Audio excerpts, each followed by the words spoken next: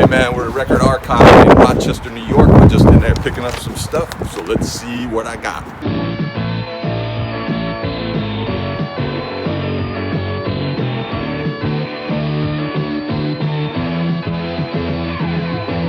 Greetings, y'all. Welcome to another video. Today we are on the road again. On the road again, isn't that? Yeah, Willie Nelson, right? It better be Willie Nelson, or else everybody's going to be like, who? But recently took a trip up to New York State, going to see my friend Bottlehead, drop off some gear that I picked up for him. And when I got there, he had told me about this really cool record store right near where him and his girlfriend live called Record Archive. And so I naturally went over there like on a Saturday morning and first got some donuts from Donut Delight. Highly recommend that.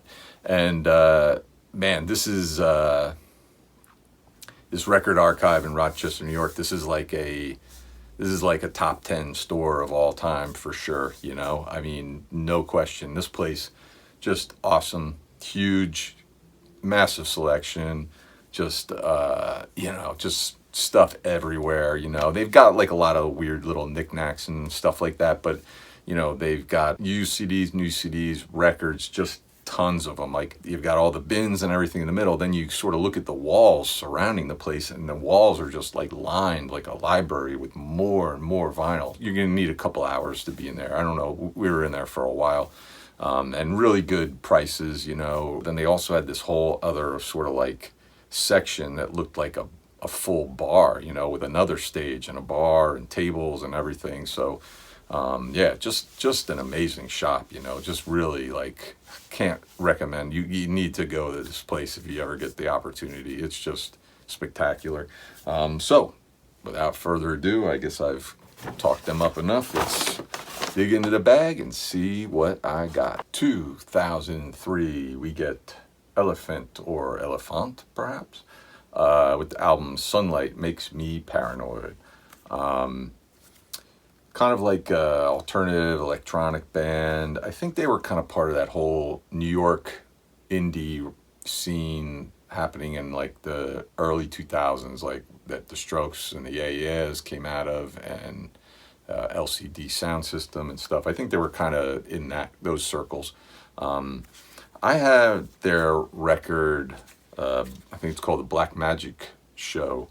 Had that for a while now. That's actually, I think, the follow-up to this record. And I really like that record. And I feel like anytime a song would come on and I'd be like, oh yeah, I love this song. And then I would look at my phone to see what it is or whatever, and it'd be Elephant. And I'd be like, oh yeah, man, I keep forgetting how much I love that record. And just recently when that happened, I was like, you know what? What else does this band or dude have, you know? And so I looked it up and saw this record. And so I put it on my like want list. So I've been kind of looking for it. Didn't expect to ever see it anywhere. And go into Record Archive. First thing I do, dig out my want list. Like, let me check it off. Let me just go really quickly, go to the bins and just see if they have any of this stuff. Most of the time places don't, you know. Maybe they might have one or perhaps none, but so I did that at Record Archive and they had it. And I was pretty psyched that they did, grabbed it, and it's pretty good. I like it, you know. I think they, like I said, Black Magic comes after this, and then I think they called it a day. I think after that they just called it a day. So I guess maybe they just have two records, I think. But yeah, this is a really good record. I like it a lot. Tracks on here that I like are Now That I Miss Her, Misfit, Tonight Let's Dance, and the title track, Sunlight Makes Me Paranoid. It sounds a little bit like kind of a breakup album. You know, I don't know if the dude was going through anything. Diego Garcia is the guy who writes everything. I don't know if it's just him and he has other... No, there's a couple other guys in the band, but Diego Garcia is the main one. I thought maybe, actually, now that I think about it, I think I read it after they split up. he went off and did like a solo career. But I think it might not sound like this. It might be something a bit different. 2005, we get Dressy Bessy and their album Electrified. Really like this band, like when they do the CDs, like a little vinyl record or whatever. It's kind of fun. Got a bunch of stuff by them. From Colorado, kind of alternative pop rock. It's really kind of like bouncy, kind of like fun tunes. This all folds out there. Lyrics, I guess. Yep, lyrics and some cool pictures, as you can see. Just by looking at this, you can probably tell they were a fun band, right? When COVID was going on, I think they were one of the bands, they were doing like a lot of those like kind of shows like every week or something like that in their like basement studio or something like that. But yeah, I never got to see them live, man. I would love to see them live, though. I bet you their shows are a lot of fun. But I didn't have this one. I think there's like 2 more albums by them that I don't have. I have most of their stuff, though. But really good band. This one, on my first listen, a little underwhelmed. Nothing really caught my ear. A couple of tracks on here that I like so far are Who'd Stop the Rain and Second Place. Those 2 kind of jumped out at me a little bit, but I need to give it a few more listens. These records that I'm talking about today, I've probably listened to once. Maybe I've listened to 1 or 2 of them more than that, but I still need these to sink in really before I kind of make my call, as they say.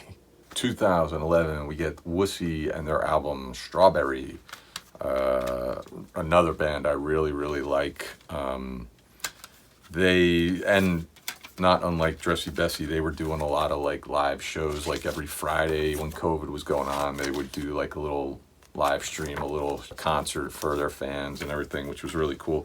And now I think they're doing like a tour where I think they were like asking people like, hey, if you got a place in your house we can play at or whatever, we'll come there and play a show. And you got to be, obviously you need to allow them to, have people show up and other fans, not just people or whatever. I think they're doing something like that, like a living room tour or something, which is kind of interesting. If I had a place like that, I'm never home practically, but if I had those circumstances worked out for me, I think I'd invite them to come on over and do a show because they're just a fun band. I saw them live once in New York, and it was a great show. Really liked it. A kind of fun band, like joke around a little bit, I think, and stuff like that. They got a kind of fun sense of humor. On this record, the tunes I like: Asteroids, Pulverized, Chicken, Grand Champion Steer, Magnolia, Wrist Rocket, and Little Miami. And I think I just named almost all the songs on this record, so obviously this was a great pickup. And from 2001, we get the Toilet Boys and their self-titled record, Toilet Boys. Another one that was on my want list. I was looking for this one. Wasn't that familiar with the band. I think I heard like 1 tune and was kind of like, oh, maybe I'll check something out by them. They're kind of like a glam. It's kind of like an interesting kind of hybrid jewel digipack case. It's like plastic, but also kind of like cardboard. Kind of interesting. I guess maybe trying to cut down on some plastic, but not a ton of it. But anyways, they're kind of like glam rock. I think I thought they were going to be a little bit more. There's like a poster in here, lyrics and stuff.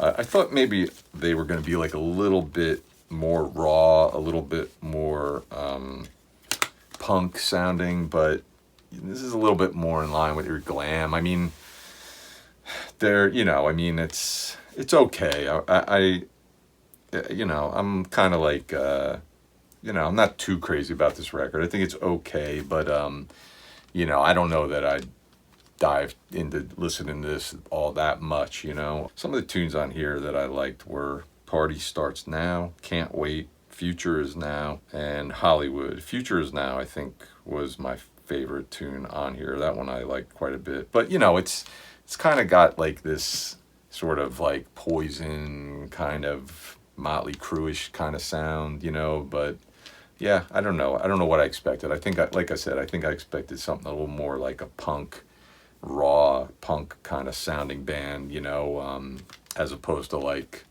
a glam metal, hair metalish kind of band. But, whatever. But again, it was, like I said, I had this on my want list, and this is something I didn't think I'd ever find anywhere, and shocked to see it there at Record Archive. So, that was kind of pretty cool, Like I said, the shop is awesome. It's like one of those stores where you're like, I'm glad this place, I don't live near it, because I'd probably be there all the time and spending way more money than I want to. But, if you've ever been to Record Archive, let me know what you think of the store or your experiences there. Let me know what you think of these records if you're familiar with them.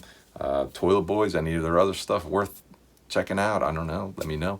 But other than that, thank you for watching, and go out there and support those local record stores. Got to do that.